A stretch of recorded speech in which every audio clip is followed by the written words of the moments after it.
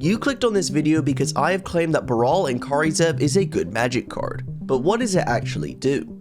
For 3 mana, whenever you cast your first instant or sorcery spell, each turn you may cast a spell with lesser mana value that shares a card type with it without paying its mana cost. If you don't, create a 2/1 legendary token with haste. This is a powerful effect when you pair it alongside value cards that are cheap. Specifically, these suspend sorceries that cost 0 mana. Now obviously it is inconsistent to just rely on Baral and Kari Zev, so we have 2 playsets of Asvertold and Electro Dominance to also cheat our 0 mana spells onto the stack. Electro Dominance is fast and cheap. For example, it is great alongside Inevitable Betrayal, as on turn 2 you can get some powerful creatures from opponents playing meta decks.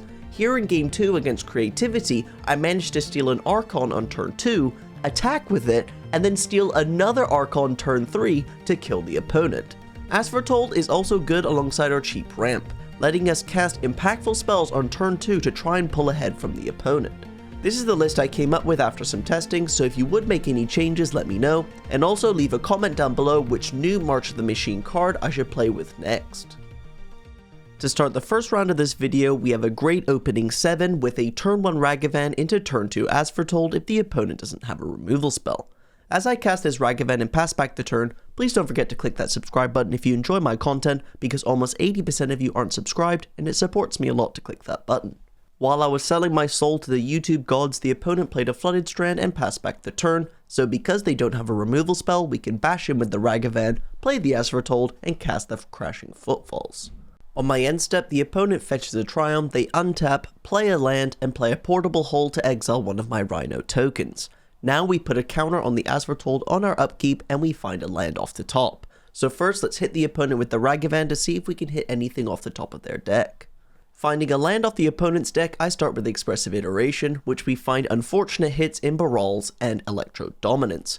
As we can only take one of these cards, I go with Electro Dominance as it's a burn spell and we're attacking the opponent down low. After playing our land and passing back the turn, the opponent plays an Esper Sentinel and a Thopter Foundry to try and assemble a combo on their next turn.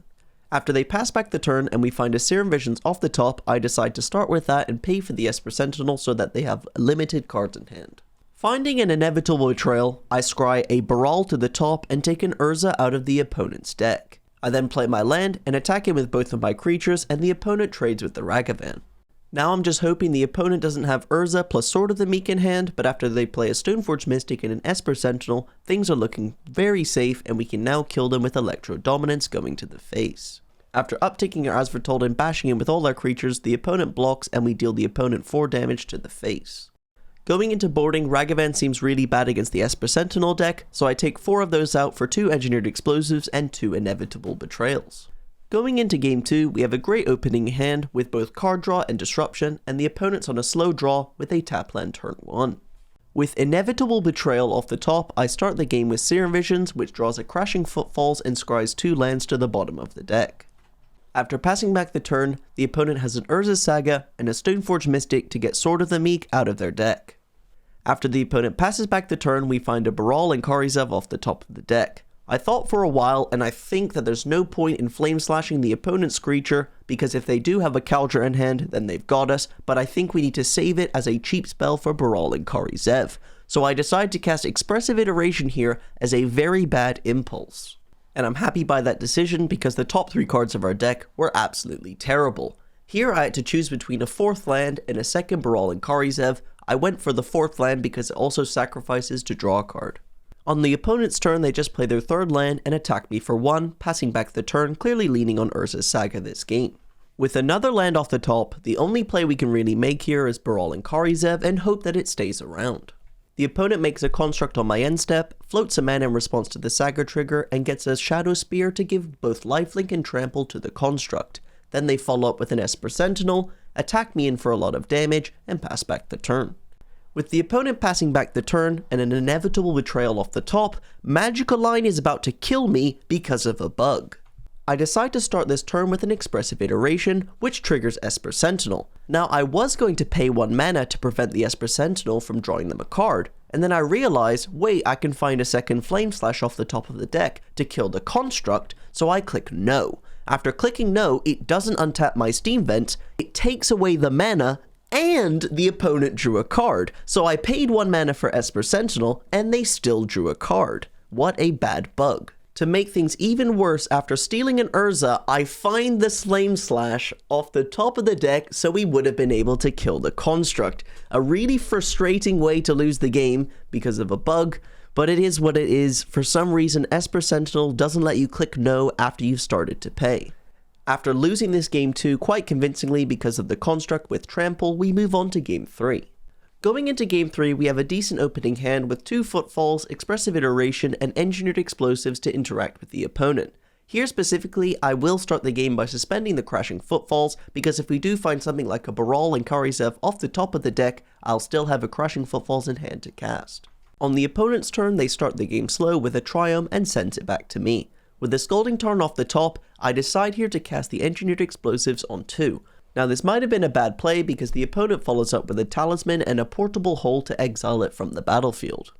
Now here we're just looking to find a way to cast Crashing Footfalls, and while we would use the Expressive Iteration to find it, we just rip it off the top like a beast, so let's play As Foretold and cast the Crashing Footfalls. The opponent is clearly on a slow draw because all they have to offer is a Prismatic Ending, a Springleaf Drum, and a land, and then send back the turn to me. With the Baral and Kari Zev off the top, I attack in for 4 with my Rhino token and it connects. Here I decide to cast Expressive Iteration because any 0 mana suspend spells we can find probably instantly win the game. And we find a Crashing Footfall, so we put that to hand, put a land into exile, play both of those, and pass back the turn. Here the opponent fetches on my end step and surprisingly plays a Tezzeret for 5 mana, minuses 1 it to find a 1-drop artifact from their deck. That gets a Portable Hole which exiles one of my Rhinos, but with the Crashing Footfalls coming off suspend and a Baral and Kari Zev in hand, this game is basically over. I kill the Tezzeret and attack them for 4 and then hold up Electro Dominance plus Flame Slash at instant speed in case they play something like an Urza. The opponent has nothing and they concede the match. The next clip I'm about to show you, please let me know in the comment section if it's a bug or it's played correctly. Here in game 1 against Tron, they use Chromatic Star on their 3rd turn with Tron to cast Ancient Stirrings and reveal an Ulamog to put in their hand. They then activate Expedition Map to get the 2nd Urza's Tower, so they are guaranteed to cast it next turn. My As Foretold ticks up to 2 counters on my upkeep, and we take a draw step. With Ancestral Visions off the top, I use that to draw 3 more cards, which finds some bricks, so then I decide to Serum Visions to see what's on top. This finds me an Ancestral Vision from the draw, and also a Crashing Footfalls on top of the deck.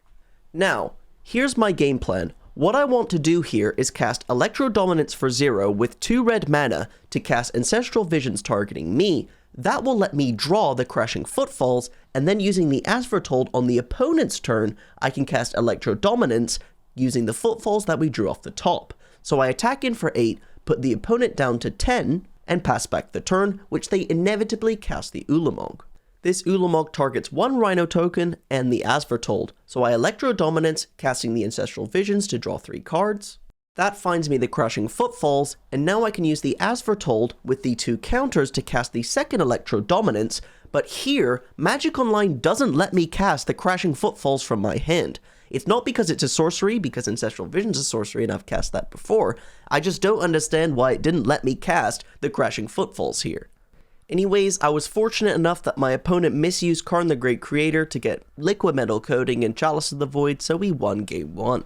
Then in game 2, we had a turn 1 Ragavan into turn 2 As Foretold, which then lets us Inevitable Betrayal to steal Ulamog out of their deck. As the opponent had a Forest draw, we were able to crush them because they can't beat the Ulamog. Honestly, the MVP of these tournaments I played was Inevitable Betrayal. Here against 4-color control, I managed to steal an Elish Norn out of the opponent's deck, meaning all of their creatures that enter the battlefield effects do nothing. I feel like it's really one of the most underexplored cards in Modern right now because of how many matches I single-handedly won because of the card.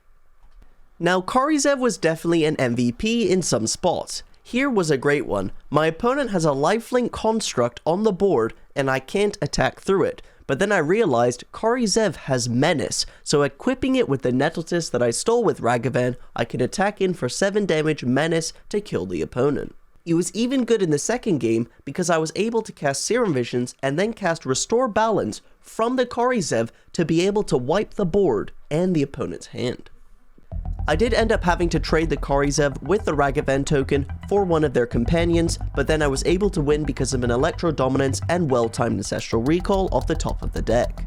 Overall, I really love this deck. Do I think my build is perfect? No, but I definitely think there's a viable strategy with Baral and Kari Zev because you have so many options to cast these suspend cards for free now in the modern format. As always, if you did enjoy this video, don't forget to like and subscribe, and I'll make sure to open those chests at the end of the video for you gambling degenerates.